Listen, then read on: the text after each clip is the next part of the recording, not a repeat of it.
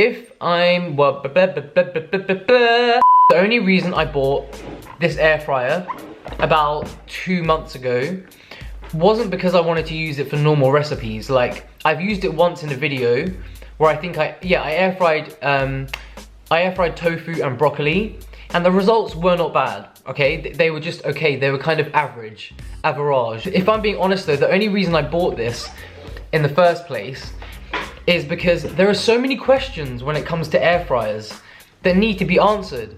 Like, I've always thought, if I put tomatoes in there, am I gonna get sun-dried tomatoes? What would happen if I put a banana in there? Would I get banana chips if I chopped it up? If I put grapes in there, would I get raisins? Because essentially raisins are grapes just cooked down and dried. If I put cookie dough in there, would I get cookies? If I put Abby Sharp in there, would she get a tan? So yeah, today we're gonna put the air fryer to the ultimate test. Guys, when it comes to air fryers, people say you can put anything in there. And I'm like, anything? If I'm being honest though, don't try this at home. I'm doing this so you don't have to. Also, I'm gonna warn you, I did just drink a coffee, which I thought was decaf, but it was regular. Don't even ask me why I have regular coffee in my house, because I shouldn't be drinking it. I just have it for when my friends come over. Clearly they don't come over when it's lockdown, and I just drank a really strong one thinking it was decaf, and now I'm like extra, just on the edge, you know? So yeah, today we're going to take the air fryer to places it's never been before. This is probably not safe, but if you're watching this, it means that I made it through somehow. Spoiler alert, I'm still alive. And if I'm being honest, I'm very, very excited. And that's not just because I'm in isolation. I've been excited about doing this video for like the last 3 months. Yeah, when I went out this morning, I found so many funny things. I've got vegan marshmallows. We're gonna try and make s'mores. We're gonna try and make a vegan grilled cheese. I've got nuts, I've got fruit. I need to burp. This only happens when I'm on camera.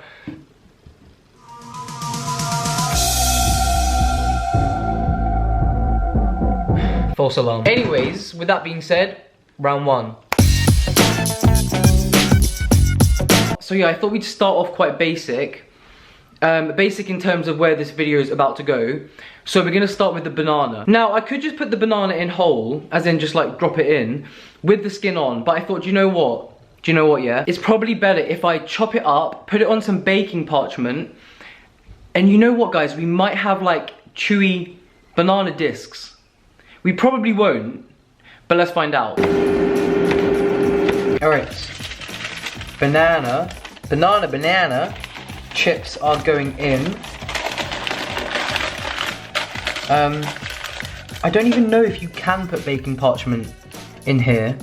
It might be a fire hazard. I think I'm just gonna give them like 7 minutes. All right. All right, I was in the bathroom and I heard a ping. I am actually a bit afraid to... Guys, it worked!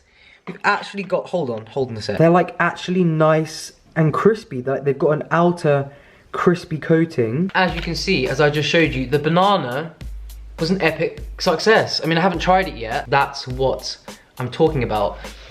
And when I put it in, it could have gone one of two ways. I would recommend. I'm saying I would recommend. I have not tried yet. I've never quite had a banana like this before. See how it tastes.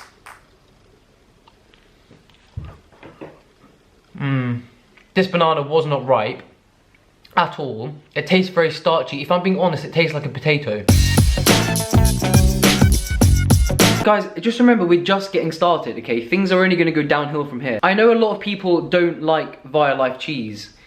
And I don't like people that don't like Violife cheese, because Violife cheese is the best vegan cheese, and it's the only vegan cheese that I like. So yeah, all I'm gonna do is bread, like untoasted bread, because the air fryer essentially should toast the bread. Cheese in the middle, piled high. I might make it triple layered. See what happens. All right, I'm gonna go hardcore on the vegan cheese. I think I'm gonna give it a couple of layers. Another layer of bread. So it's already a double decker. Soon to be a triple decker. All right, so we have the bread, we have the cheese, we have the bread, we have the cheese, we have the bread. I have high hopes for this, I'm not gonna lie. In goes the sandwich. Tight fit, but it got in. Bottoms up.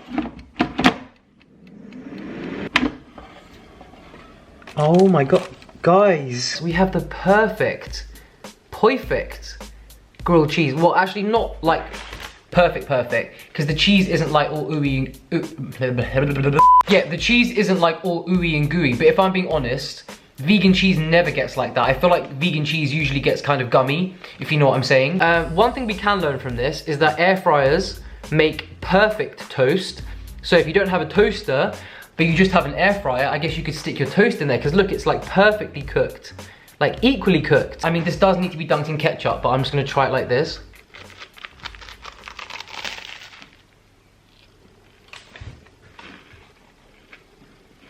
Mm-hmm. 10 out of 10. We are off to an epic start. So we're gonna try something a bit more complicated. I thought we'll make s'mores, but vegan s'mores. So obviously for s'mores, you will need some vegan marshmallows. I found these in Sainsbury's this morning. Some dark chocolate. By the way, if you don't know, s'mores is not a thing that we make here in the UK. It's just like not a thing. And I know in the UK, not in the UK, I know in the US you guys use graham crackers, which we don't have over here, and I also don't even know if they're vegan. But rich tea biscuits, for anyone that doesn't know, they are unintentionally vegan, they always have been. Thick layer of chocolate. These are like colourful marshmallows as well. I feel like we'll put a few marshmallows on there. Another cookie. I know I'm getting a bit cocky, but guys, everything is working so far, so I'm gonna go for a double layer. And another cookie on top. Let's do it. A little bit nervous about this one. Oh my gosh. Look at that. Chocolate is just like oozing. It's hot. Ooh. Would you look at that? Guys, I want to go in for a mouthful right now, but it's like gonna burn my mouth. Woo. Look at this epicness though. Jeez.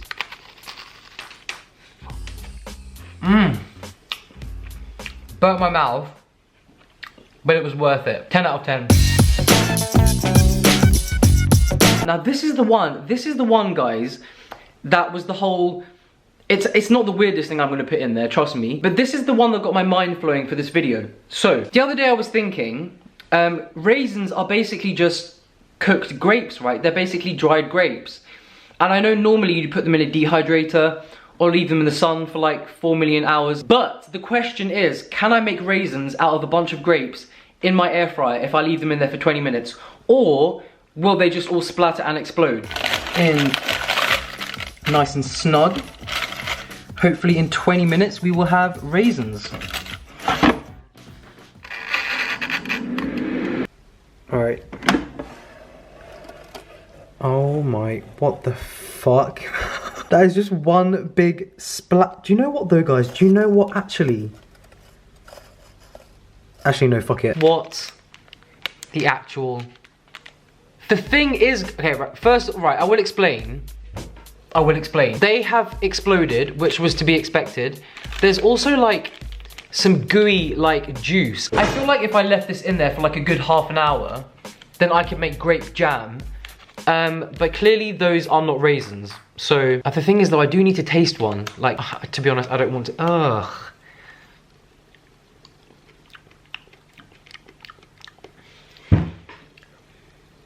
That tastes like something else. They do taste a bit jammy, but clearly they are not raisins. We're gonna put a whole head of romaine in there. Now this might sound stupid, and it is stupid, but I've seen people roast romaine before. Yeah, like you just chop it in half, drizzle it with some olive oil or something, put it in the oven, and apparently it does cook down and get slightly caramelized. But the question is, what happens if I just dump a whole head in the air fryer for 20 minutes? Do you know what, guys? I'm having so much fun. I know it's kind of sad, but it would be better with oil, but I guess that's the whole point of an air fryer, right? To not use oil. I don't know. Anyways, I have a good feeling. I have a good feeling about this one. It's crispy. Guys, it's crispy. I think I'm going to like this. You know exactly what I'm going to do with this as well. But then I got high. Alright, so...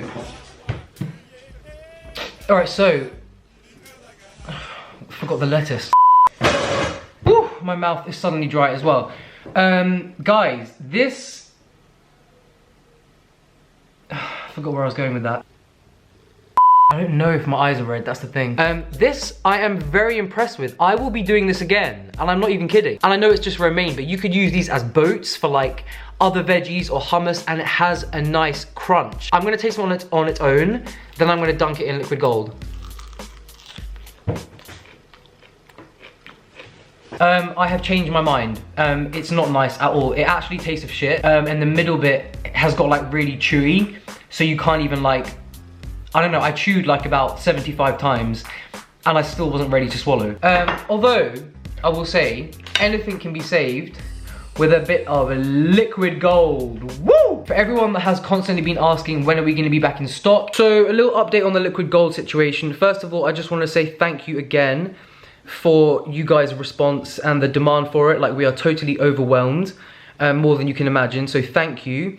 As of this video going up, we're not back in stock, but next week when my next video goes back up, we will be back in stock. Yeah, just remember that this is not something that is mass produced. We can't order like 20,000 jars in one go because of the way that we are sourcing it directly from Lebanon, and the way that it's made like in the purest way, hence the name liquid gold, because it is pure gold. So even if you click the link down below and it says sold out, the best thing you can do is put your email address in, and then we will notify you when your jar is ready. Because yeah, when we get our big restock next week, the first 1,000 or so jars that come in are going to be offered to all the people that have left their email addresses. Then we notify you when it's ready. You will definitely be able to get one within the next 3 weeks.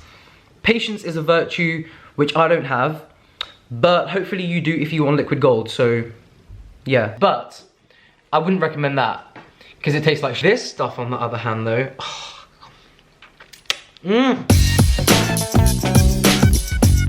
Now I don't normally eat, the wrong side. I don't normally eat gummy sweets like this. So these are some squidgy sour sweets. They're kind of like Sour Patch Kids, but vegan. For those of you that don't know, in the States, Sour Patch Kids are vegan. In the UK, they're not. So we're using these instead. I don't know what the fuck is gonna happen. We need to know, this is for educational purposes, they're going in the air fryer. One thing I didn't notice as well is that these are actually in the shape of fish. So I thought that was very important to note before we put them in, because they might come out looking like a totally different species. I don't know what the fuck I'm expecting from this. Probably like slime. Sour slime is my guess. Guys, what the fuck? Oh my gosh, I've made jam. What the actual fuck? So based on this, my conclusion is that I think it's safe to say you're not supposed to put gummy sweets in the air fryer. Like what is that? Guys, I've timed this video so well because the next thing we're gonna dump in is an aubergine, eggplant. I usually roast it in the oven, just cut it in half, drizzle it with olive oil, then you can roast it, and then you can like blend it with tahini or chickpeas and make like baba ganoush kind of thing. This is actually gonna be part of my dinner. I want it to come out squishy, because you know what good aubergine, eggplant, flesh is like when it's like properly squishy. Then I'm gonna drizzle it with some liquid gold, apply to face. I already know this one's gonna be bomb. Okay, it's not really, I can't get it all in. Oh, fuck's, oh, I'm gonna have to cut it in half. There we go. You better come out nice and squishy, or don't come out at all. Ooh! Looks promising. Guys, look at that squish. Look at that squish. Guys, I'm not gonna lie, this looks very, very promising. I mean, it has a little bit of a crust, but the inside, I mean, look at how cooked it is. That's the squish that I'm after whenever I wanna make like imam bayoldi, I think that's what it's called, baba ganoush. But the best way to eat this, guys, my friends, the insides kind of look like a giant gherkin, which is kind of putting me off. And the texture's a bit gummy. We're gonna drizzle it with some liquid gold, because aubergine, eggplant is the best. Like aubergine and tahini is just like, I don't know, it's kind of like the Middle Eastern equivalent of like peanut butter and jelly, you know? Or like apple and cinnamon, Bonnie and Clyde, that kind of thing.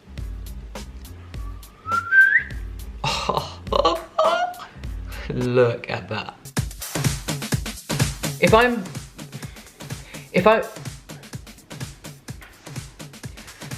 sit, so yeah, I thought we'd start. And when I put it in, it could have gone one of. Oh. Fuck, where did I put it? Oh, there it is. You gotta cut it down the middle, like a sweet potato. Fuck. It would be really fun if I could put this watermelon in, and I would. It's just that it won't fit.